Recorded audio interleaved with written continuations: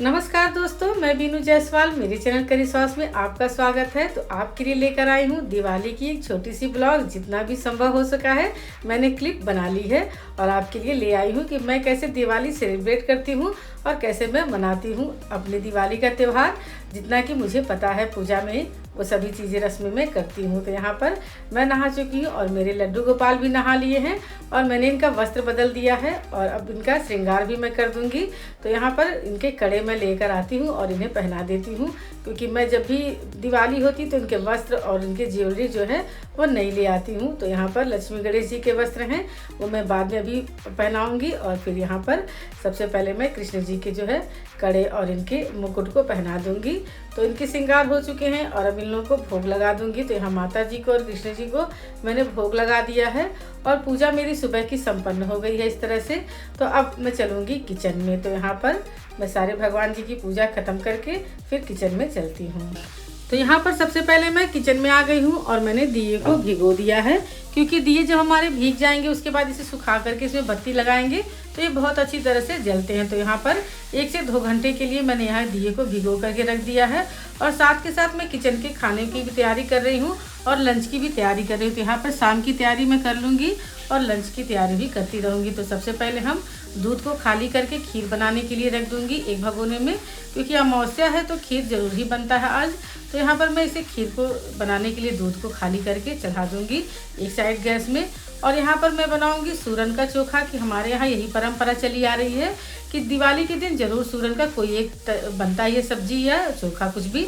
तो यहाँ पर मैं लंच के लिए दाल चावल और चोखा और आलू गोभी की सूखी सब्जी बना लूँगी। और शाम के लिए मैं बनाऊँगी पनीर लबाबदार और बनाऊँगी मैं खीर और कचौड़ियाँ पूड़ी, सारी पकवान बनेंगे। तो सबसे पहले लंच बना लेते हैं फटाफट से और दाल चावल मैं लंच में बना ले रही हूँ। और यहाँ पर पनीर लबाबदार की तैयारी भी मैं करती रहूँगी, क्योंकि ग्रेवी बनाकर उसे ठंडा करना होता है और उसके बाद उसे पीसना होता है। तो इसी तरह से मैं तैयारी करती रहूँगी। ये रेसिपी मेरे चैनल पर पड़ी हुई है और आप इसे देख सकते हैं। जो पनीर लबाबदार की रेसिपी है बहुत अच्छी बनकर तैयार होती है। यहाँ खीर भी मेरा पक रहा है और दाल चावल और चोखा मैंने बना लिया है और आलू गोभी की सब्जी भी बना ली है मैंने। तो यहाँ पर सबसे पहले मैं पनीर को मैरिनेट कर दूंगी और उसके बाद सबको लंच भी सर्व करूंगी साथ साथ। तो आज का दिन ऐसा होता है कि भागम भाग होती है और सारे काम एक साथ होते हैं। तो यहाँ पर जीरा राइस में मैंने सीटी लगा दी है और ये आ गए हैं फूल माला जो पतिदेव ले आए हैं बाजार से। तो इसे मैं चेक कर रही हूँ कि सारी चीज़ें जो है वो आ गई हैं प्रॉपर कि नहीं। तो यहाँ पर गुलाब के फूल जो हैं वो आ गए हैं और सारे माला फूल भी आ गए हैं जो भगवान जी को चढ़ाने हैं और जो हमारे डेकोरेशन में भी काम आएंगे। तो फिर यहाँ पर मैं फूल माला जो है वो अलग अलग कर लूँगी। जो भगवान जी को चढ़ाने हैं उसे मैं अलग करके पूजा वाले मंदिर में रख दूँगी और बाकी जो है वो डेकोरेशन के काम आएगा। तो यहाँ पर चावल हो गया है और यहाँ पर जीरा राइस भी हो गया है, तो मैं इसे साइड में रखूँगी। और खीर भी लगभग हमारी पकी गई है। तो यहाँ पर देखिए तैयारी चल रही है। तो मेरी बेटी जो है वो अपने हिसाब से जो रंगोली बनाएगी उसकी तैयारी वो खुद ही करती है। तो यहाँ पर उसने तैयारी शुरू कर दी है और मैं भी आ गई हूँ यहाँ पे तोरण बनाने के लिए।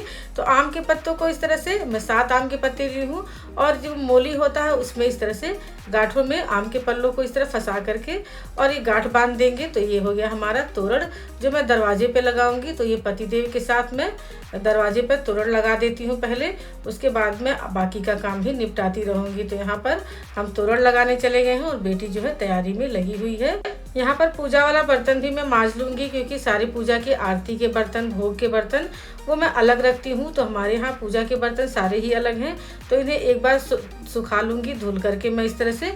तो सारे बर्तनों को मैं धुल करके साइड में रखूँगी और एक थाली रखूँगी जिसमें हमारे गणेश जी हैं वो अभी स्नान करेंगे। तो मैं हर साल दिवाली में उनको स्नान करके वस्त्र बदलती हूँ। ये हमारे मुख्य द्वार पर बैठे हैं, तो इस नाते इन्हें उतार करके मैं ले आई हूँ और इनको अभी स्नान कराऊंगी मैं और इनके वस्त्र भी बदल लूँगी। साथ ही साथ माला को मैंने इस तरह से धुल लिया है और सूखने के लिए रख दिया है।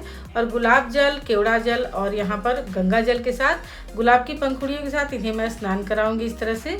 तो फिर स्नान करा के फिर इन्हें पोंछ लूँगी और इनके वस्त्र भी बदल लूँगी। तो यहाँ पर भगवान जी हमारे स्नान कर रहे हैं। तो यहाँ पर गणेश जी को मैंने स्नान करा दिया है और इन्हें एक साफ टॉवल में रखती हूँ हमेशा ही भगवान जी के लिए। तो इस तरह से इन्हें भी पोंछ दिया है और इस तरह से लड्डू गोपाल का भी टॉवल में रखती हूँ अलग से। तो भगवान जी को नहला करके और इस तरह से मैं इन्हें सुखा दूँगी अच्छी तरह से। और फिर पहनाऊंगी मैं इनको नए नए वस्त्र और इनके नए से माला और जो भी इनके श्रृंगार के सामान हैं। तो इस तरह से अब इनको नए वस्त्र में पहना दूंगी। तो मैं इस तरह से ऐसे ही वस्त्र ले आती हूँ क्योंकि गणेश जी हमारे बैठे हुए हैं, तो ये वस्त्र इनको एकदम फिट आता है और बहुत ही सुंदर लगते हैं इस तरह से पहन करके ड्रेस। और इनको मैं जनेऊ जरूर पहनाऊंगी क्योंकि गणेश जी को मूर्ति में जनेऊ पहना जाता है, जितना कि मुझे पूजा में पता है।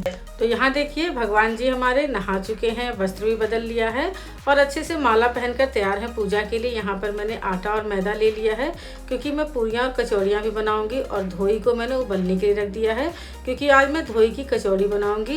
तो अमावस्या जब भी आती है तो धोई और खीर की ज़रूर बनता है। तो एक आइटम जो उड़द की दाल की बनाऊंगी और खीर मैंने बना लिया। यहाँ पर पनीर लबाबदार की ग्रेवी मैंने मिक्सर में पीस ली है ठंडा करके और उसका तड़का तैयार करके मैंने इसमें डाल दिया है और साथ के साथ मैं इसे सारी ग्रेवी को पकाती रहूँगी। तो यहाँ पर ग्रेवी मेरी पक रही है पनीर लबाबदार की और उड़द जो है उबल करके तैयार है कचौड़ी बनाने के लिए। तब तक हम मैदे को मोयन दे देते हैं घी डाल करके और इसे लगाकर मैं साइड में रखूंगी दोनों आटे को। तो यहाँ पर मैदे में मैंने घी का मोयन दे दिया है अच्छी तरह से और इसे मैं गुनगुने पानी से लगाऊंगी। और ये जो है राजस्थान से मैंने सीखी थी। राजस्थान जब मैं गई थी वहाँ पर मैंने कचौड़ी खाई थी उड़द की दाल की।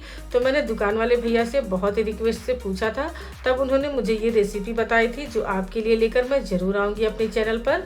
तो यहाँ पनीर लबाबदार की ग्रेवी मेरी एकदम अच्छी तरह से तैयार हो गई है और इसमें अब बारी है पनीर की। तो मैं यहाँ पर पनीर को ऐड करूँगी और ये हमारी पनीर लबाबदार की ग्रेवी तैयार हो गई है और सब्जी भी अच्छी तरह से 2 से 3 मिनट में तैयार हो जाएगी पक करके। और इसे मैं फिर साइड में रखूँगी और उसके बाद मैं बनाऊँगी कचौड़ी के लिए जो मैंने धोई को उबाल के रखा हुआ है। तो इसमें मैंने डाल दिया है स्वाद के अनुसार नमक और डाल दिया है घर का बना हुआ गरम मसाला। उसके बाद इस सब्ज़ी को परफेक्ट तरीके से तैयार हो गई है और यकीन मानिए बहुत ही टेस्टी सब्ज़ी बनकर तैयार हुई थी कि जो मेरे मेहमान आए थे उन्होंने भी इसकी बहुत तारीफ़ की थी।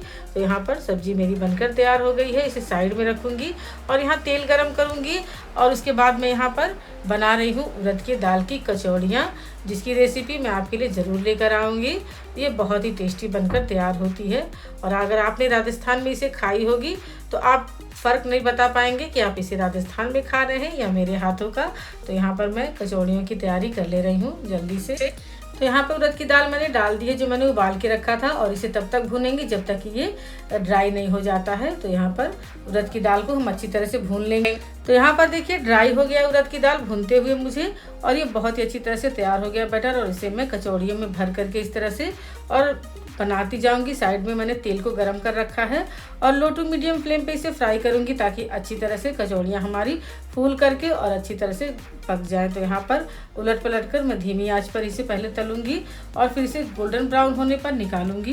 तो यहाँ पर हमारी कचौड़ियाँ जो हैं वो बहुत ही अच्छी तरह से फ्राई हो रही हैं। तो बस यही एक आइटम बचा है मेरा बनाने में। तो यहाँ पे कचौड़ियों में मैं भर भर के इसे रखती जाऊंगी और इसे बाद में फ्राई करती जाऊंगी। तो यहाँ पर देखिए तैयारी सारी मेरी लगभग हो गई है। रंगोली घर में भी बन चुका है और बाहर बेटी रंगोली बना रही है और यहाँ पर पतिदेव जो है वो माला बना रहे हैं और बेटी जो है वो गिफ्ट रैप कर रही है जो मुझे मेहमानों को देना होता है दिवाली के अवसर पर। तो यहाँ पर सारी तैयारियां हो गई हैं और मेरी कचौड़ियाँ भी बन करके तैयार हो गई हैं। तो मैं इन्हें थोड़ा बना करके रख लूँगी और बाद के लिए भी रखूँगी गरम गरम बनाने के लिए। तो यहाँ पर मैंने कचौड़ियों को तल के निकाल लिया है। तो ये बन गई है हमारी कचौड़ियाँ और पतिदेव के साथ मैंने तोरण भी लगा दिया है और आ गई हूँ मैं मंदिर में। तो यहाँ हनुमान जी को और कृष्ण जी का आसन मैंने बना दिया है और इनके श्रृंगार भी कर दिए हैं फूलों से। तो इस तरह से सारी तैयारियां करने के बाद मैं अपने कपड़े बदलूंगी और फिर मैं बैठूंगी पूजा में। तो यहाँ पर मैंने भगवान जी की जो श्रृंगार होता है वो कर दिया है और पूरी तैयारियां भी कर ली है मैंने दिवाली की। और अब मैं आ गई हूँ यहाँ पर पूजा के लिए। तो यहाँ पर हमने पूजा शुरू कर दी है पतिदेव के साथ और मैं उसी तरह हर साल पूजा करती हूँ जैसे कि मेरी सासू माँ ने मुझे बताया है और वैसे वो किया करती थी। जो भी नियम उन्होंने बताया है और जो भी घर की परंपरा है उसे मैं अच्छी तरह से पूरी करने की कोशिश करती हूँ।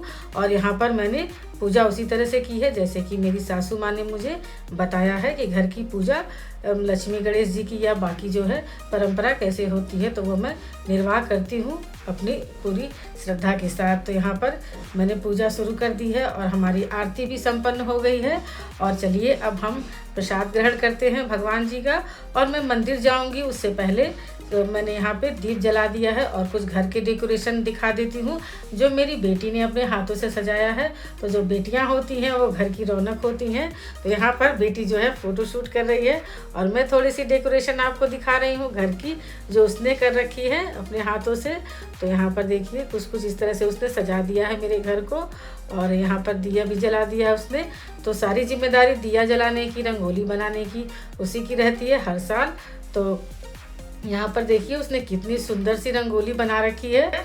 तो यहाँ पर रंगोली इतनी सुंदर बनी है कि इसे थोड़ी देर निहारने का मन कर रहा है, क्योंकि मैं काम में व्यस्त थी और उसने इतनी सुंदर सी रंगोली बना डाली है। तो ये देखिए कितना सुंदर सा उसने लक्ष्मी जी के पैर भी बनाए हैं और बहुत ही सुंदर सी रंगोली बना दी है। उर्ली को भी उसने पानी में सजा दिया है और दीप भी जलाने का उसी की जिम्मेदारी हो जाती है। तो जब बेटियां घर में होती हैं तो कितना सारा काम अपने आप से हो जाता है। तो बेटियां तो घर की रौनक होती ही हैं और जिनके घर में है वो तो इसको अच्छी तरह से जानते हैं। तो यहाँ पर देखिए बहुत सुंदर सी रंगोली, और एक बार फिर मैं इसे दिखाऊंगी पूरा आपको, क्योंकि मेरी भी नज़र इससे हट नहीं रही है और आपको भी मैं इसे दिखाती जा रही हूँ। तो चलिए बाकी की डेकोरेशन भी आपको दिखा देती हूँ। तो ये देखिए कितनी सुंदर उर्ली सजाई है उसने, और सीढ़ियों की डेकोरेशन भी उसने बहुत ही खूबसूरत तरीके से कर दी है। ये देखिए रंगोली बनाते हुए फूलों की, और दिया उसने लगा दिया है। यहाँ पर देखिए मेरे घर की लाइटें, तो मैं आपको सब कुछ दिखा रही हूँ इसी ब्लॉग में। तो ये मेरे घर की लाइटें लगी हुई हैं ऊपर से जो नीचे की तरफ आ रही हैं और बहुत ही सुंदर लग रहे हैं। और ये मेरा छोटा सा गार्डन भी है यहाँ पे, जो मैं इस तरह से थोड़ी सी लाइटों के साथ उसे डेकोरेट कर दे रही हूँ। तो घर छोटा ही हो लेकिन खुशियों से भरा हो, यही मेरी तमन्ना रहती है। और यहाँ पर है मेरी फैमिली जो बहुत ही हैप्पी है, और यहाँ पर है हमारी फैमिली मेम्बर जीनिया जो पटाखों से बहुत ज़्यादा डर गई हैं, क्योंकि बाहर जो है वो पटाखे फूट रहे हैं। हमने तो पटाखे नहीं जलाए इस साल। और यहाँ पर मैंने अपनी सासू माँ का आशीर्वाद ले लिया है, और यहाँ पर हम सब बैठ करके गप मार रहे हैं और प्रसाद खा रहे हैं। और यहाँ पर अभी मेरे मेहमान भी आने वाले हैं, उनका भी इंतज़ार मैं कर रही हूँ। और यहाँ पर मेरी दिवाली बहुत ही अच्छी तरह से मनी, आपकी भी अच्छी मनी होगी। इसी कामना के साथ हैप्पी दिवाली।